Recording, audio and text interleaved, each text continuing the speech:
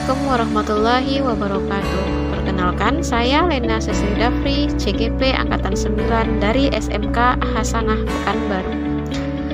Dengan Bapak Fasilitator, Bapak Syarifuddin SP SPD MPD, dan pengajar praktik Ibu Kasmawati SAG MPD. Pada video kali ini, saya akan berbagi tentang aksi nyata modul 1.4 Budaya Positif. Bagi aksi nyata ini, saya lakukan dengan cara berkolaborasi dengan rekan sesama CGP yang ada di sekolah. Langkah awal yang kami lakukan adalah menyampaikan sekaligus meminta izin kepada kepala sekolah untuk melaksanakan kegiatan berbagi aksi nyata kepada rekan-rekan guru yang ada di sekolah. Setelah mendapat persetujuan kepala sekolah, maka kami melakukan diskusi mengenai susunan kegiatan dan teknis pelaksanaannya. Selanjutnya adalah kami membuat surat undangan dan memberikannya kepada rekan guru yang akan mengikuti sesi berbagi aksi nyata. Tahap berikutnya adalah tahap pelaksanaan berbagi aksi nyata dengan rekan-rekan guru di sekolah. Berikut videonya.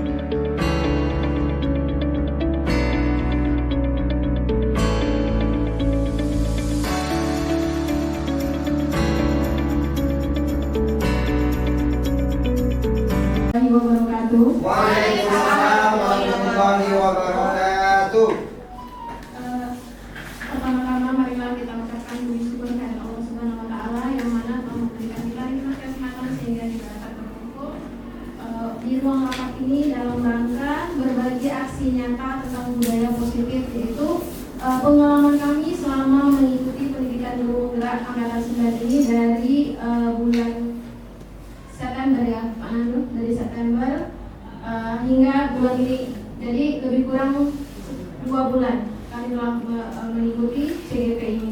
Kemudian selawat dan salam tidak lupa kita sampaikan kepada baginda Rasulullah dengan mengucapkan Allahumma sholli ala sayyidina Muhammad wa ala ali sayyidina Muhammad. Baiklah, untuk tidak memperpanjang kata-kata mukadimah, saya mengucapkan terima kasih kepada rekan guru yang telah meluangkan waktunya untuk hadir dalam rangka presentasi berbagi aksi nyata kami tentang modul 1.4 tentang budaya positif.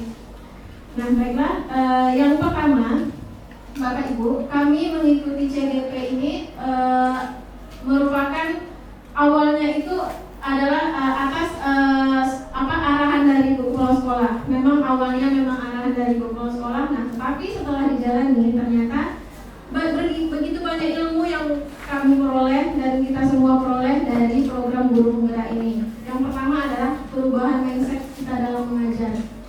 Nah, yang pertama kali, modul yang pertama kali dipelajari adalah tentang filosofi pendidikan menurut Ki Hajar Dewantara. Di mana Ki Hajar Dewantara itu mengatakan bahwa pendidikan itu adalah menuntut segala kodrat yang ada pada anak agar dia mendapatkan kebahagiaan yang setinggi-tingginya, baik secara manusia maupun di masyarakat. Nah, pendidikan itu atau sekolah itu sebenarnya adalah tempat bersemayamannya budaya-budaya yang akan kita terapkan kepada anak-anak. Sedangkan kita sebagai guru itu diibaratkan sebagai seorang petani, di mana tugas petani itu adalah merawat dan memastikan tanamannya tumbuh subur. Jadi anak ini adalah tanamannya, kita adalah petaninya. Jadi jangan kita harapkan tanaman padi akan berubah menjadi jagung. Jadi anak itu kita didik sesuai dengan kodratnya. Anak itu kan unik, terlahir dengan kemampuan dan bakatnya masing-masing. Nah, jadi jangan, tidak ada paksaan lagi. Kalau kita belajar, kalau kita udah ikut CGP, nggak ada lagi paksaan. Kamu nanti tamatnya misalnya pelajaran saya matematika. Nanti sesuai dengan kurikulum kita. Nanti kamu harus tahu ini, rumus ini kamu harus hafal. Jadi nggak seperti itu lagi. Jadi pembelajaran itu adalah berdasarkan minat dan bakat siswa. Tidak ada lagi paksaan. Itulah yang disebut dengan pembelajaran merdeka. Kemudian manusia merdeka itu menurut Ki Hajar Dewantara adalah manusia yang hidupnya bersandar pada kehidupannya sendiri, pada kemauannya sendiri tanpa ada paksaan dari pihak manapun. Jadi intinya kita membuat anak itu memiliki motivasi intrinsik atau motivasi dari dalam dirinya sendiri agar dia mau belajar, mau datang ke sekolah dan mengikuti semua aktivitas yang ada di sekolah. Baiklah, lanjut. saya lanjutkan.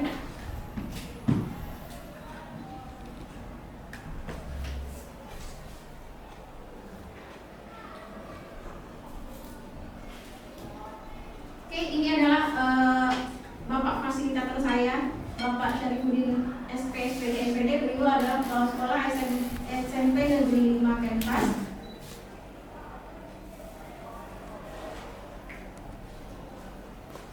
Dan ini adalah pengajar praktek saya, Ibu Kasmawati SAD MPD, guru SMP Negeri 34 Pekanbaru. Jadi kalau di dalam CGP itu kita punya fasilitator. Fasilitator ini tugasnya memberikan materi dan arahan sesuai yang akan kita kerjakan di LMS. Sedangkan pengajar praktek ini yang tiap bulannya datang untuk memfasilitasi kita, mengecek semua tugas yang kita lakukan berjalan dengan baik. Nah, sekarang di sini Bapak Ibu, kita semua akan mendengarkan pengalaman selama 2 bulan mengikuti guru menggerak.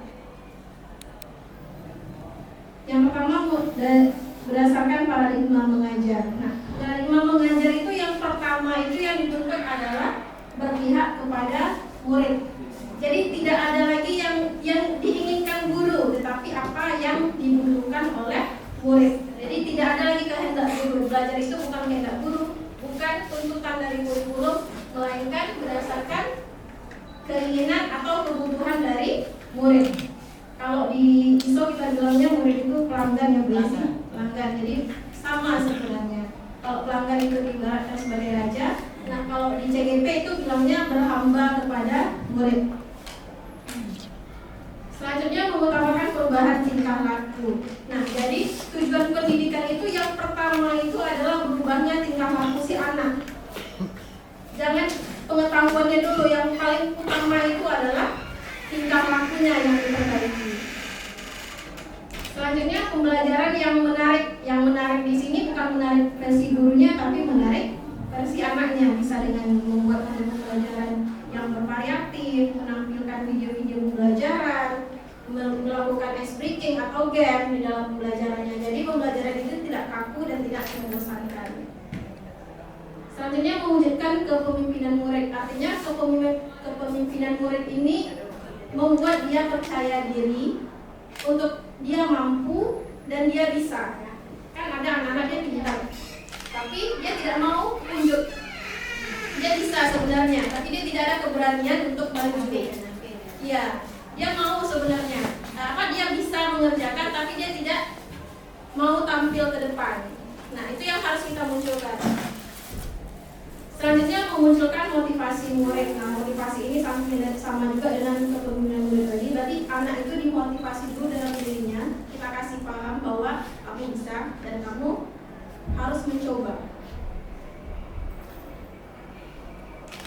Nah, pembelajaran yang berpusat pada siswa, yang saya lakukan adalah menuntun anak agar dapat memunculkan ide kreatif dalam menyelesaikan soal matematika secara individu maupun berkelompok. Jadi yang biasanya saya di dalam kelas itu saya memberikan materi masuk absen, memberikan materi ke siswa, nanti materi siswa ditanya, ada yang paham, ada yang bertanya, ada yang kurang paham. Nah, jika anak tidak paham, maka saya beranggapan anak tersebut sudah bisa menguasai kompetensi yang di materi saya. Tapi yang sekarang ini saya lebih ke proses pembelajarannya. Saya buat semua anak itu berperan aktif dalam proses pembelajarannya. Berikut adalah hasilnya. Oke, saya hidup. Baiklah Bapak Ibu, berikut adalah kegiatan pembelajaran yang saya lakukan bersama siswa saya.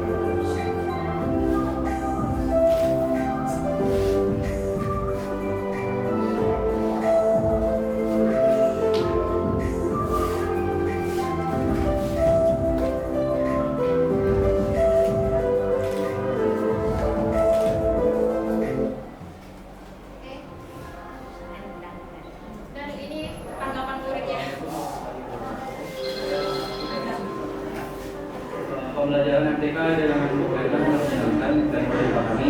Semoga ke depan menjadi lebih baik lagi dan tidak sampai sekarang.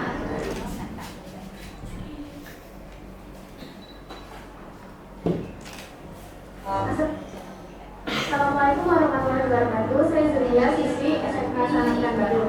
Saya merasa nyaman dan menyenangkan belajar Ibu Lena. Saya jadi senang dan belajar MTK yang diajarinya. Semoga pembelajaran kedepannya menjadi lebih baik dan lebih seru lagi.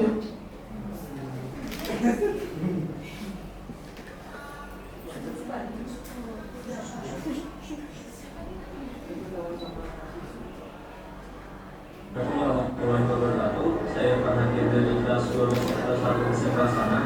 Tanggapan saya mengenai pembelajaran MTK Ibu Lena sangat menyenangkan. Cara beliau menyampaikan materi sangat mudah dipahami, sehingga saya menjadi termotivasi untuk mengikuti pembelajaran berikutnya. Semoga pembelajaran berikutnya menjadi lebih baik dan menyenangkan. Assalamualaikum warahmatullahi wabarakatuh. Hari ini saya kelas 4 pembelajaran matematika dengan Ibu Lena sangat menyenangkan. Jadi saya bersyukur mengawali pembelajaran yang diberikan oleh beliau. Semoga pembelajaran kedepannya semakin menjadi lebih menyenangkan dan lebih baik. Terima kasih. Terima kasih telah menonton Bapak Ibu.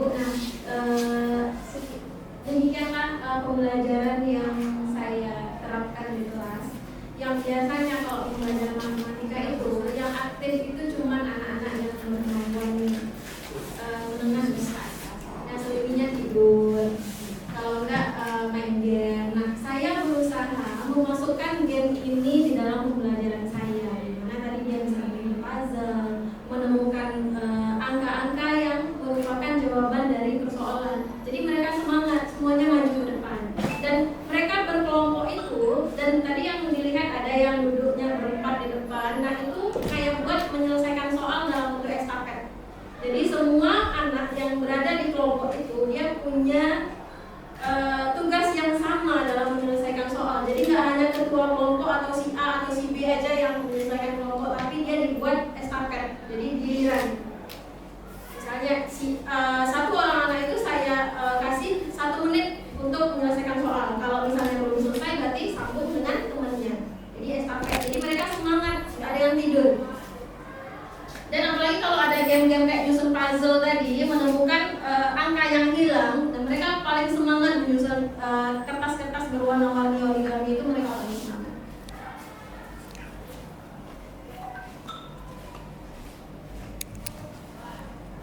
selanjutnya.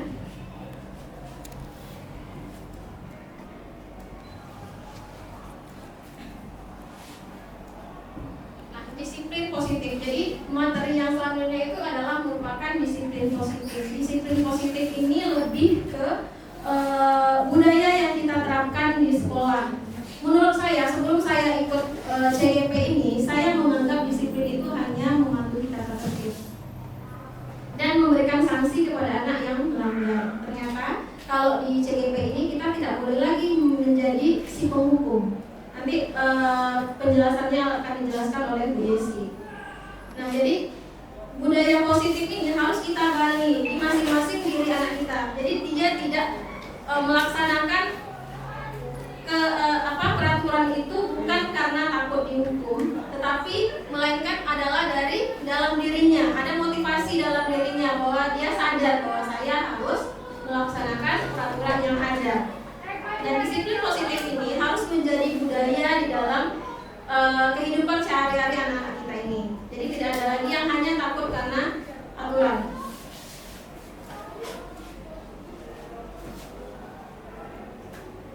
Nah, ini dia, disiplin bukan hanya tentang mematuhi tata tertib, namun membuat orang yang melaksanakannya dapat bertanggung jawab terhadap apa yang dilakukan karena mereka melandaskan tindakan mereka pada nilai-nilai kebajikan universal. Jadi, misalnya anak datang terlambat atau anak datang tepat waktu. Kan disiplinnya adalah dia datang tepat waktu. Tapi tepat waktu ini bukan karena dia takut dihukum atau takut nanti kena poin, tapi lebih ke memiliki kesadaran dan tanggung jawab. Dia merasa itu adalah tanggung jawab saya, berarti saya harus datang tepat waktu. Jadi tidak ada lagi karena hukuman. Nah, disiplin juga dapat membuat kita mempelajari bagaimana kita mengontrol diri dan menguasai diri untuk memilih tindakan atau kebijakan yang mengacu pada nilai-nilai yang kita yakini. Selanjutnya aksi nyatanya.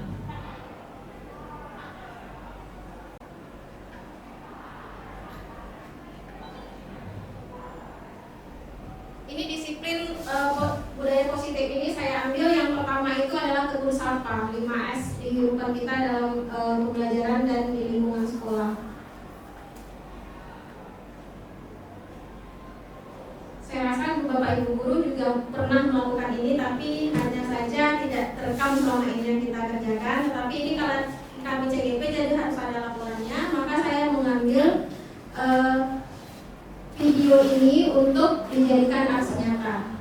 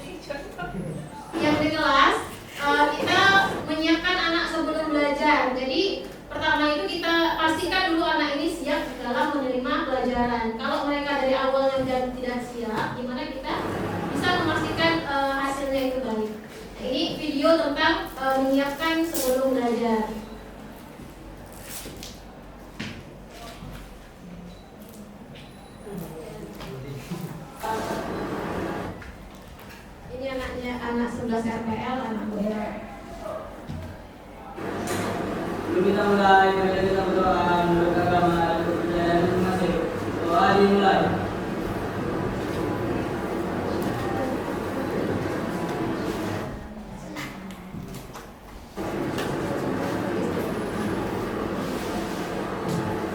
Doa selesai. Assalamualaikum warahmatullahi wabarakatuh.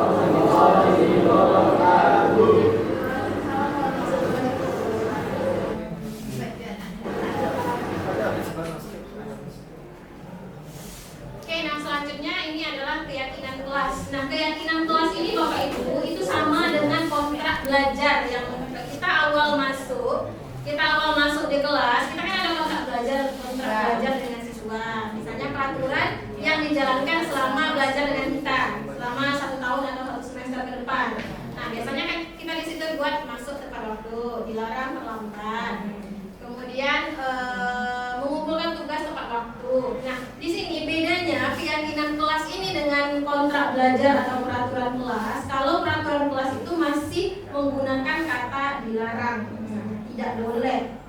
Kan kita bikin kayak gitu, tidak boleh datang terlambat. Kan ada kata tidak atau dilarangnya di situ. Namun kalau keyakinan kelas ini lebih ke kalimat positif yang digunakan. Nah, ini dia, berupa pernyataan dalam bentuk positif. Jadi tidak ada lagi kata dilarang di sana. Kemudian poin atau butirnya tidak terlalu banyak. Kalau kita lihat di peraturan sekolah, peraturan tata tertib sekolah kita itu kan poinnya luar biasa, ada puluhan, ada 20-an kalau nggak salah poinnya. Ya, ada 20-an poin tata tertib. Nah, itu jangankan siswa, kita aja guru nggak hafal kan. Jadi kalau keyakinan kelas ini, dia poin atau butirnya itu tidak terlalu banyak. Kemudian isinya itu merupakan kebijakan atau misalnya kayak terlambat, dilarang terlambat tadi. Nah, dilarang terlambat itu berlaku untuk guru dan juga siswanya. Dilarang terlambat tadi, kalau di keyakinan kelas kita ganti kalimatnya menjadi saling menghargai. Saling menghargai di sini berarti dia datang tepat waktu itu, dia menghargai dirinya sendiri dan menghargai guru yang sudah datang. Jadi tidak ada lagi datang tepat waktu, tidak seperti itu lagi, hanya di situ saling menghargai, saling menghormati, sopan santun dan bertanggung jawab dan lain sebagainya. Kemudian guru dan siswa berkolaborasi. Jadi keyakinan kelas ini bukan hanya dibuat oleh guru. Guru membuat kemudian ini keyakinan belajar dengan ibu, kalian harus seperti ini, kalian harus menjalankan ini. Jadi nggak seperti itu lagi. Jadi kita bersama siswa, guru bersama siswa itu membuatnya bersama-sama secara berkolaborasi. Kemudian meninjau kembali atau refleksi. Ini tujuannya adalah kalau misalnya di dalam proses pelaksanaannya ada kekurangan, itu bisa kita refleksi dan diperbaiki untuk kedepannya.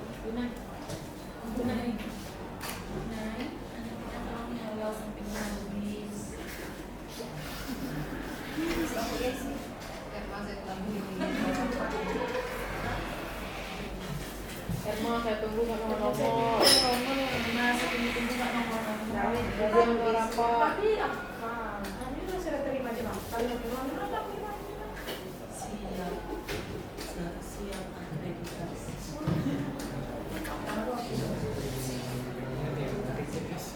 CS. Bapak Ibu, ini adalah video saya membuat keyakinan kelas. Nanti dikerucutkan lagi mana yang sama, dikelompokkan. Kemudian nanti kita ambil nilai-nilai kebijakan yang bisa diambil dari peraturan yang mereka buat atau pernyataan yang mereka buat. Contohnya dilarang datang terlambat atau datang atau hadir di kelas tepat waktu. Nah, itu kita buat. Kalau kita ada hadir tepat waktu itu nilai apa yang dituju dengan hadir tepat waktu? Jadi kita minta pendapatnya ke siswa. Apa kira-kira? Ada siswa yang bilang, Bu, iya Bu, berarti itu menghargai ya Bu? Iya, itu menghargai. Menghargai apa yang kita hargai di situ? Menghargai guru Bu, menghargai teman-teman yang lain juga Bu, yang datangnya tepat waktu. Iya, jadi buatlah saling menghargai. Nomor 1 poin keyakinan kelasnya adalah saling menghargai. Nah, satu lagi misalnya tidak boleh tidur di kelas Bu, kata siswa. Jadi tidur di kelas ini kita harapannya apa? Sopan Bu, kata siswa kan. Iya sopan, saya sopan, apa yang bisa diambil? Saling menghargai tadi masuk ke Bu. Ya, berarti kita tidak boleh atau kita harus datang tepat waktu dan tidak tidur di kelas itu dalam rangka kita saling menghargai. Kemudian anak kita ini kan sering yang menyembunyikan handphone temannya atau barang temannya. Itu sangat sering terjadi di kelas saya. Sebenarnya mereka cuma iseng menyembunyikan barang-barang temannya, tapi berakibatnya kadang-kadang fatal. Ada yang berkelahi gara-gara itu. Nah, sekarang dilarang menyembunyikan barang teman Bu, kata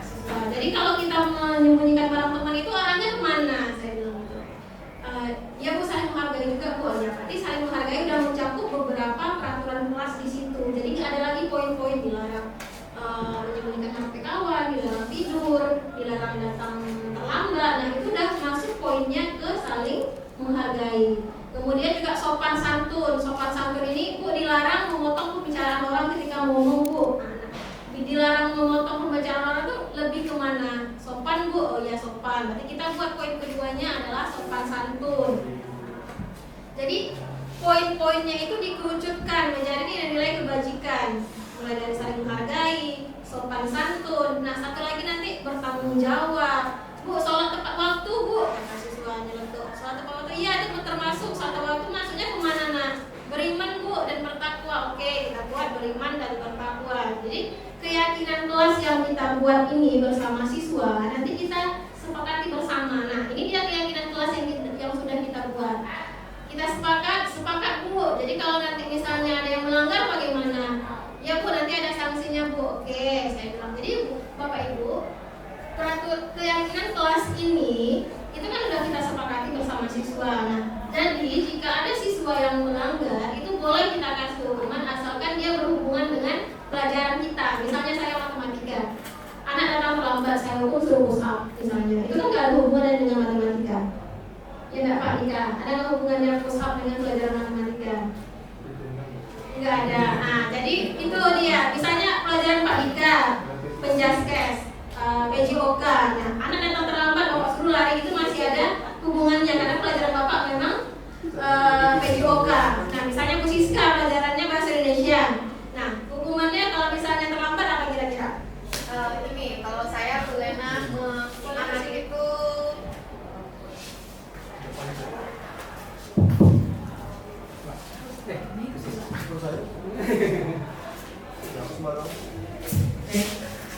baik Bu Lena, kalau di pembelajaran saya hukuman yang tepat untuk anak tersebut adalah mereka saya minta untuk memilih kata baku di antara dua kata yang saya sebutkan, kemudian ditulis di papan tulis seperti itu sih.